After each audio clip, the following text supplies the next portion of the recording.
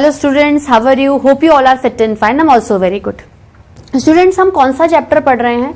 हम जो चैप्टर पढ़ रहे हैं उसका नाम है why do we fall ill. ठीक है, why do we fall ill में हम लोगों ने जब स्टार्टिंग में पढ़ा था तो हमने कंटेंट्स पढ़े थे।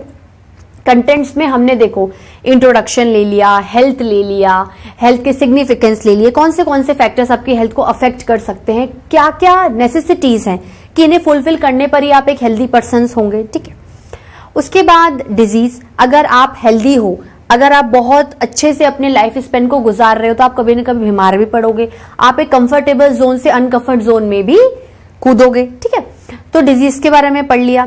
डिजीज के बारे में हमने ये भी पढ़ लिया कि डिजीजेस किस किस वजह से होती हैं, कॉजेस ऑफ डिजीजेस पढ़ लिया। कॉजेस के बाद हमने टाइप्स पढ़ ली कि देखो ये टाइप्स हो सकती हैं।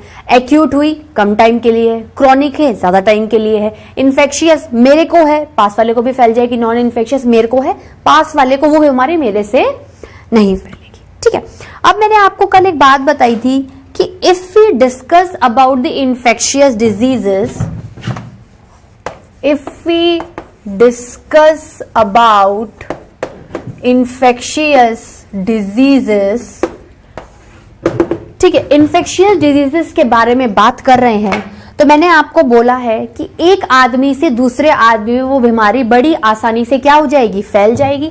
तो if I consider person number one, if I consider person number one जो कि बीमार आदमी है, डिजीज्ड पर्सन है, पर्सन नंबर वन एक डिजीज्ड पर्सन है, उसको कोई ना कोई बीमारी हो रही है, बॉडी में कोई अनकंफर्ट जोन क्रिएट हो रहा है, वो किसको ट्रांसमिट कर देगा? चूंकि ये इन्फेक्शियस की कैटेगरी में है, पर्सन नंबर टू को, पर्सन नंबर टू को जो कि एक हेल्दी पर्सन है, जो कि एक हेल्दी पर्सन है। अब आप बताओ किन किन तरीकों से ये बीमारी ट्रांसमिट हो सकती है? हम बोल सकते हैं किसी एजेंट के थ्रू, किसी इंटरमीडिएट पाथवे के थ्रू, तो वो हम इसमें पढ़ने जा रहे हैं। देखो क्या क्या चीजें इंक्लूड कर सकती हूं मैं ट्रांसमिशन में। या तो एजेंट्स हो गए, कोई एजेंट्स हो गए, या फिर कोई मीडियम हो गया, एजेंट्स हो गए, एजेंट्स हो गए या फिर कोई मीडियम हो गया। ठीक है, तो हम जो इन्फेक्शन स्प्रेड करने में मदद कर रहे हैं, हम जो इन्फेक्शन स्प्रेड करने में मदद कर रहे हैं उनको क्या करेंगे, टू ब्रॉड कैटेगरीज में पढ़ेंगे। कैसे कैसे पढ़ सकते हैं स्टूडेंट्स? हम देखिए, अगर अपन हेडिंग डालें तो मैं कह सकती हूं कि ये है मोड ऑफ ट्रांसमिशन। क्या है students? Mode of transmission. Mode मतलब जरिया, मोड मतलब किस जरिए से मेरी बीमारी पास वाले को लग रही है। सिंपल भाषा में बोलूं तो किस जरिए से मुझे जो बीमारी हो रही है मेरे पास वाले को लग रही है। दो तरीके से हो सकता है स्टूडेंट्स। ठीक है, इसको थोड़ा सा मैं कम बनाती हूं जिससे कि सारा कंटेंट एक में ही आ जाए। दो तरीके से आप इसको डिस्कस कर सकते हो। एक तो है आपका, एक तो क्या आएगा स्टूडेंट्स आपका, इन्फेक्शियस एजेंट्स,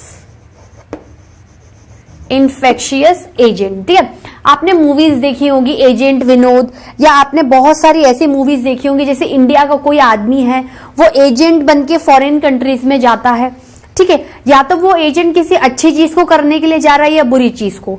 तो एजेंट का मतलब क्या है? इस जरिए से आप अपनी कोई चीज पास वाले को क्या कर रहे हो, भिजवा रहे हो, सेंड करवा रहे हो। ठीक है, इन्फेक्शियस एजेंट्स या फिर contact, contact by various, contact by various means, contact by various means. देखो इन्फेक्शियस एजेंट्स में मैंने आपको ये कह सकती हूं कि इन्फेक्शियस एजेंट कोई माइक्रो ऑर्गेनिज्म हो सकता है, कोई माइक्रो ऑर्गेनिज्म हो सकता है जो आपकी बॉडी में से आपकी कोई बीमारी लेकर पास वाले को दे दे, ऐसा कर सकता है वो। तो आपके इन्फेक्शियस एजेंट्स क्या क्या आएंगे? इन्फेक्शियस एजेंट्स मतलब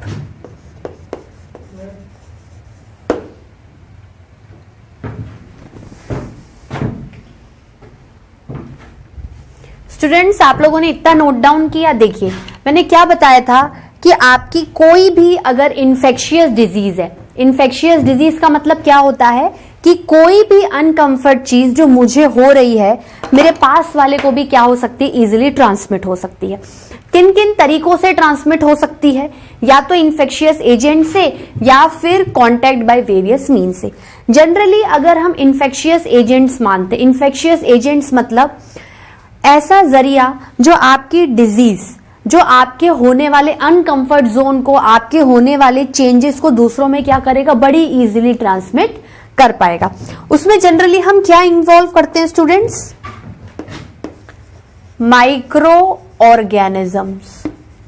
माइक्रो ऑर्गेनिजम्स क्या इन्वॉल्व करते हैं स्टूडेंट्स? हम माइक्रो ऑर्गेनिजम्स। देखो क्या क्या आएगा माइक्रो ऑर्गेनिज्म में, आप लोग मुझे खुद बताओ।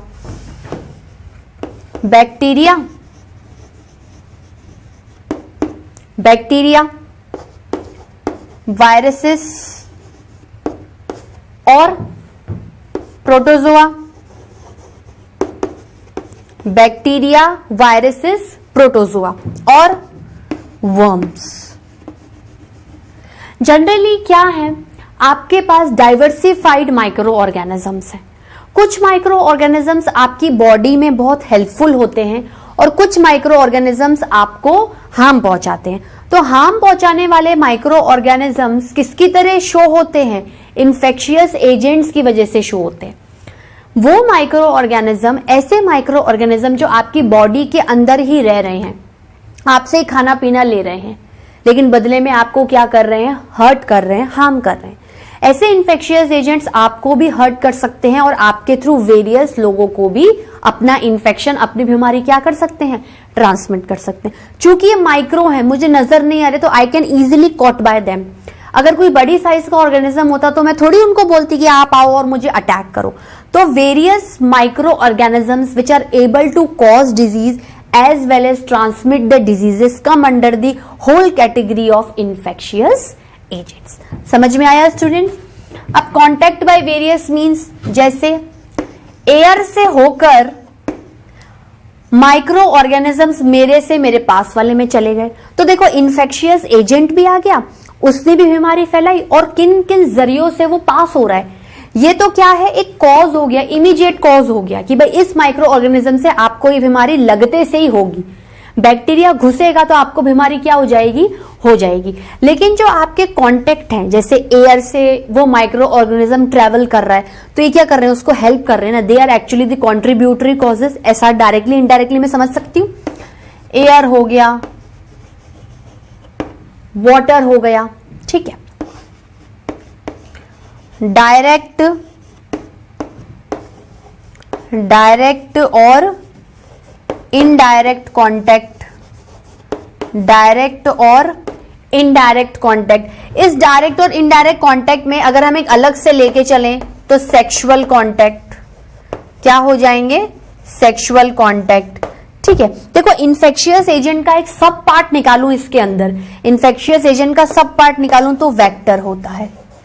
वेक्टर मतलब किसी माइक्रो ऑर्गेनिज्म, किसी इंसेक्ट से, किसी एनिमल से आपको ये बीमारी एक से दूसरे में क्या हो रही है, ट्रांसमिट हो रही है। स्टूडेंट्स पहले आप ये चार्ट बनाइए, फिर अपन एक एक को अच्छे से डिस्कस करते हैं।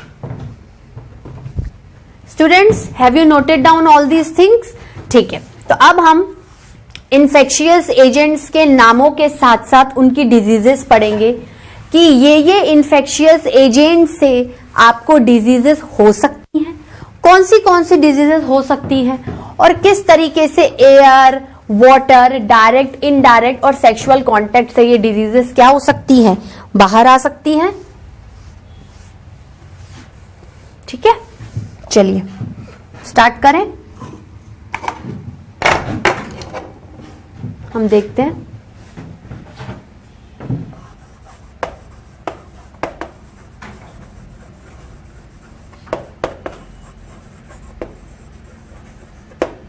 Infectious agents. ठीक है, इन्फेक्शियस एजेंट्स में मैंने आपको क्या क्या बोला, क्या क्या चीजें आ सकती हैं। देखो पहले है बैक्टीरिया। क्या है, बैक्टीरिया, ठीक है। अब बैक्टीरिया से रिलेटेड ऐसी कौन सी डिजीजेस हैं जो हो भी सकती हैं और स्प्रेड भी हो सकती हैं? देखो बैक्टीरिया से आपको ट्यूबरकुलोसिस,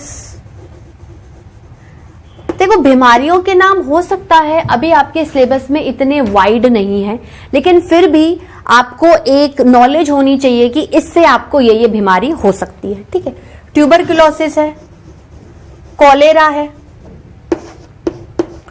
टाइफॉइड है। ठीक है, ये बीमारियां आपको बैक्टीरिया से हो सकती हैं। ठीक है, अब अगर अपन वायरस को कंसीडर करें, वायरस से आपको कौन सी बीमारियां हो सकती हैं? जैसे कॉमन कोल्ड है, नॉर्मल जो आपको बुखार खांसी जुकाम होता है 3 से 5 दिन में ठीक हो जाता है, ये आपको वायरस के कारण होता है। फ्लू है, इन्फ्लुएंजा है, इन्फ्लुएंजा, डेंगू फीवर, ये क्या है? बीमारियों के नाम है।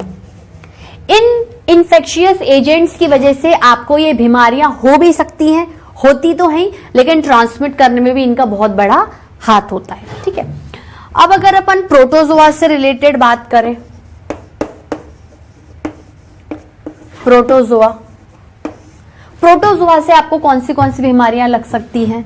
जैसे मलेरिया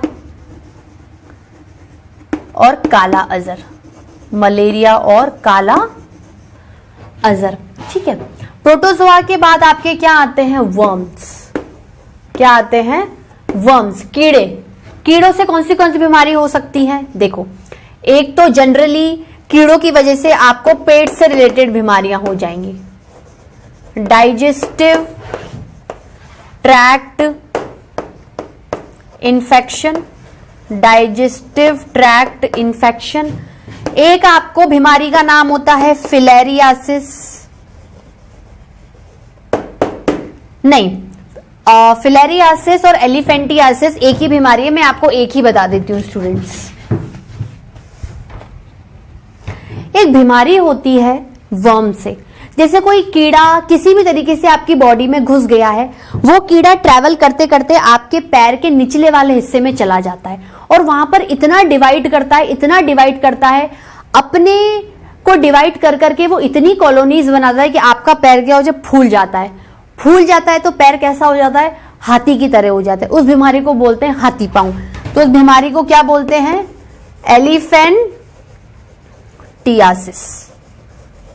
स्टूडेंट्स, इन डिजीजेस के बारे में देखिए, अभी तो क्या है, आपको ये नाम थोड़े से याद करने पड़ेंगे, क्योंकि सिलेबस में आपके डिजीजेस डीप में नहीं है, ओनली इन्फेक्शियस एजेंट से आपको कैटेगरी याद रखनी है।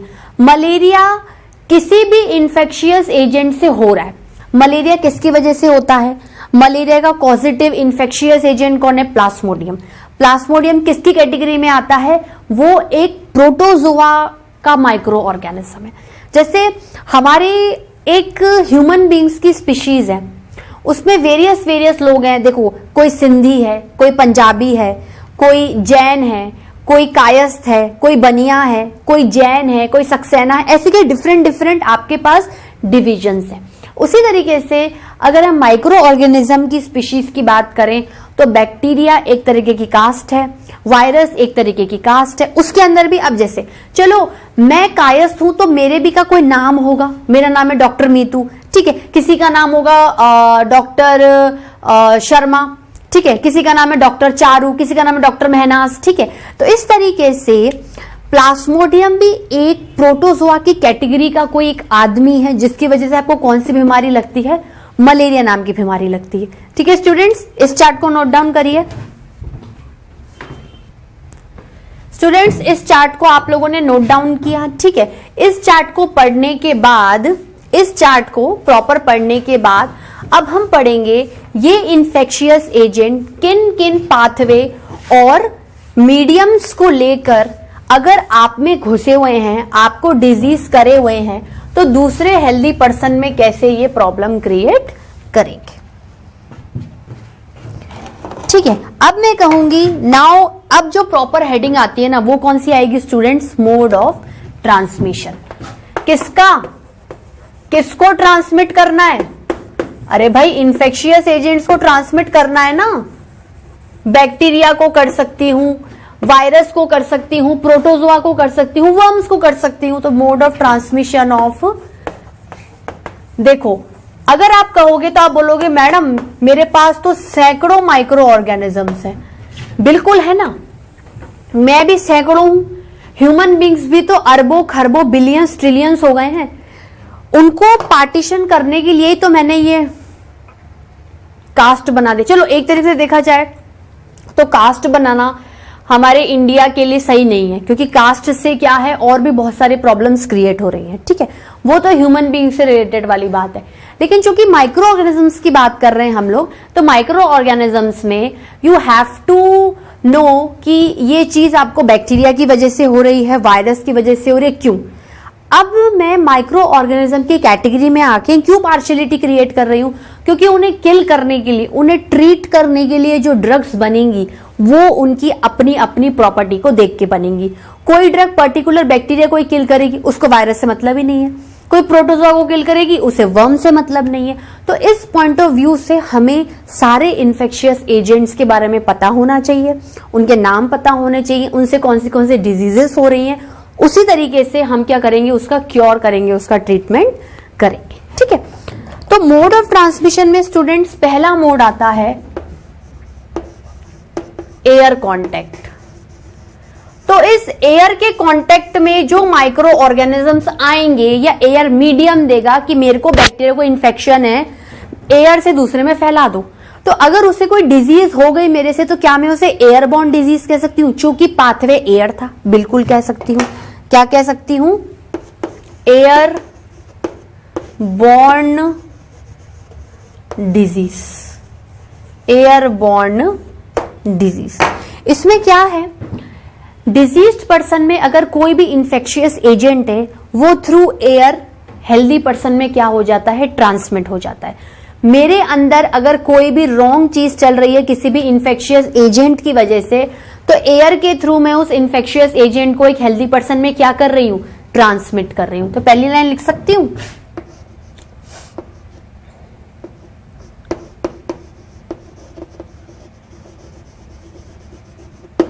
Infectious agent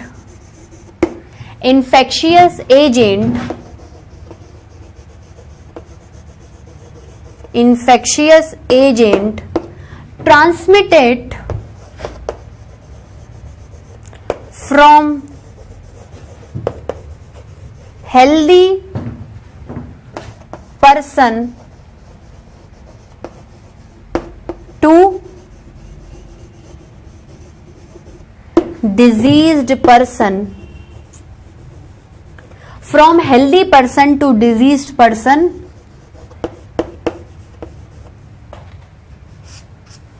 by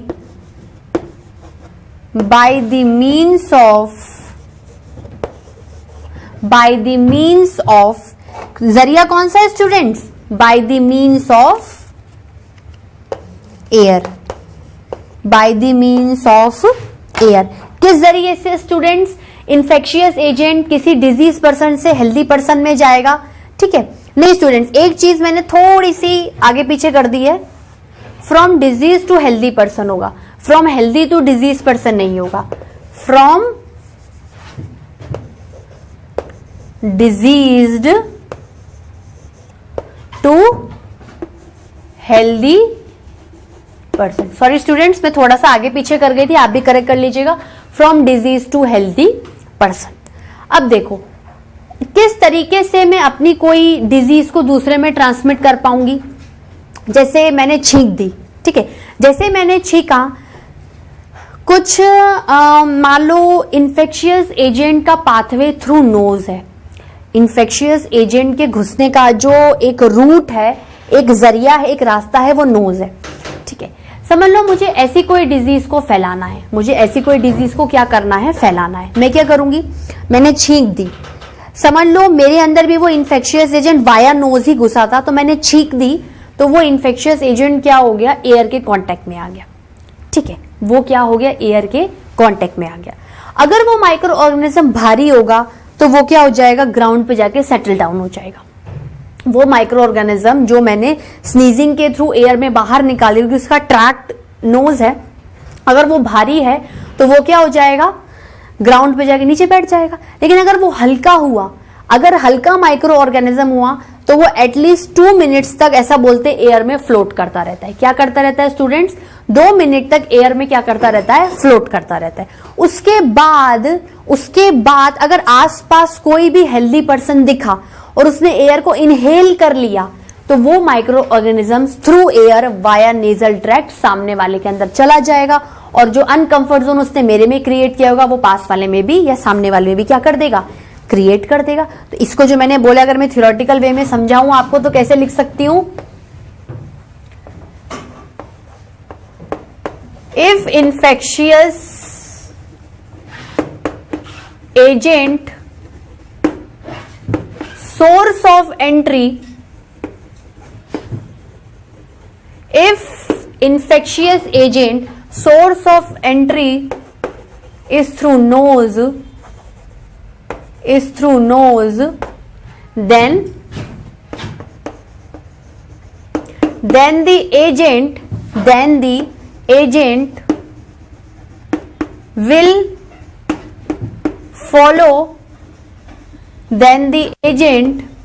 agent will follow the air route for its transmission.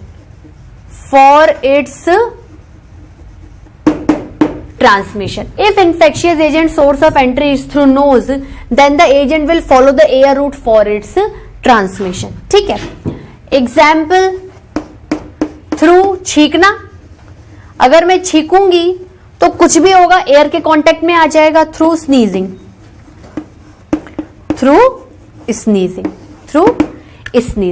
अब देखो आपने छींका, थ्रू स्नीजिंग क्या हो गया, इन्फेक्शियस। देखो स्टेप बाय स्टेप समझते जाओ स्टूडेंट्स और लिखते भी जाओ। इन्फेक्शियस एजेंट क्या हो गया, come in contact of air, अब क्या होगा, 2 केसेस हो सकते हैं। इफ हैवी क्या हो जाएगा, it settle down on ground.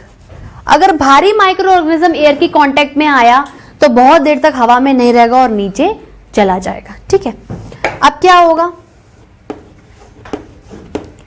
If light weight, अगर लाइट हुआ, इफ लाइट वेट तो क्या हो जाएगा, परसिस्ट, एयर में रहेगा, persist in air at least for 2 minutes, persist in air at least for 2 minutes, then get entered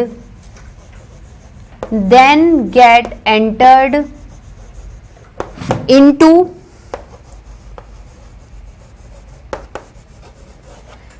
healthy person by nasal मतलब नाक का जरिया, नेजल पैसेज। ठीक है स्टूडेंट्स, ये आपका पूरा एयरबॉर्न का मेथड था। एयर किस तरीके से इन्फेक्शियस एजेंट को अलाउ करेगी कि आप मेरे अंदर हो, पास वाले में ट्रांसमिट हो जाओ। देखो जनरली जो भी एयरबॉर्न डिजीजेस हैं वो नेजल ट्रैक्ट से ही जाएंगी। तो मान लो किसी ने छींका तो उसका इन्फेक्शियस एजेंट एयर के कांटेक्ट में आ गया, भारी हुआ तो नीचे बैठ जाएगा, हल्का हुआ तो 2 मिनट तक परसिस्ट करके अगर आसपास कोई भी दिखा तो नेजल पैसेज के थ्रू, जब वो इंसान सांस लेगा इनहेलेशन के थ्रू, वो उसके अंदर चला जाएगा और जो बीमारी आपको है वो सामने वाले को भी क्या हो जाएगी, लग जाएगी। ये पूरा नोट करिए स्टूडेंट्स। इसको आप लोगों ने पूरा नोट डाउन किया। देखिए आज के लेक्चर में हमने क्या क्या पढ़ लिया था। आज के लेक्चर में हमने ये पढ़ा था देखो अभी तक हम जो पढ़ते हुए आ रहे हैं उससे कर लिंक करके 2 मिनट की समरी पढ़ें, क्योंकि आज का टॉपिक यहीं खत्म हो गया। हम लोग जो बाकी है नेक्स्ट क्लास में पढ़ेंगे। देखिए हमने हेल्थ के बारे में पढ़ा, डिजीज के बारे में पढ़ा, ठीक है, हेल्थ के बारे में पढ़ा, डिजीज के बारे में पढ़ा। अब हम जो आज पढ़ रहे थे वो डिजीज का कौन सा कंटिन्यू वाला पार्ट है कि देखो डिजीज किन किन वजहों से होती है, और अगर वो वजह ट्रांसमिट हो गई तो आपकी बीमारी दूसरे को भी लग जाएगी। अब मैं कह रही हूं कि आपको बीमारियां इन्फेक्शियस एजेंट की वजह से लग रही हैं, वो एजेंट जो डिजीज कॉज कर सकते हैं, आपको प्रॉब्लम क्रिएट कर सकते हैं, अपनी कोई भी बैड थिंग, अनवांटेड थिंग आपको दे सकते हैं, आपको इन्फेक्शियस कर सकते हैं, ठीक है। तो जैसे बैक्टीरिया हो गया, वायरसेस हो गए, प्रोटोजोआ, वर्म्स, जो मेन आपके सिलेबस में वो चारों कैटेगरी मैंने आपको बता दी। उससे रिलेटेड क्या है, डिजीजेस है कि नहीं भाई, ये डिजीजेस हैं, ये आपको ध्यान में रखनी है, ये इस कैटेगरी की डिजीजेस हैं। उसके बाद पाथवे, किन किन जरियों से बीमारियां फैलती हैं। एयर से फैल सकती है, वाटर से फैल सकती है, डायरेक्ट छूने से फैल सकती है, सेक्सुअल कॉन्टेक्ट से फैल सकती है, इनडायरेक्टली फैल सकती है, ठीक है। तो उसके अंदर भी हमने एयर को पढ़ लिया था कि किन किन जरियों से आपकी बीमारी वाया एयर को क्रॉस करते हुए आपको जो एक डिजीज पर्सन हो, हेल्दी पर्सन को क्या कर सकती है, अफेक्ट कर सकती है। स्टूडेंट्स आज के लेक्चर में आपको समझ में आया। अब जो बाकी के मोड्स ऑफ ट्रांसमिशन है, via water, via direct contact, indirect contact, sexual contact, ये मैं आपको क्या करूंगी, नेक्स्ट लेक्चर में पढ़ाऊंगी। ठीक है students, till then bye bye, thank you.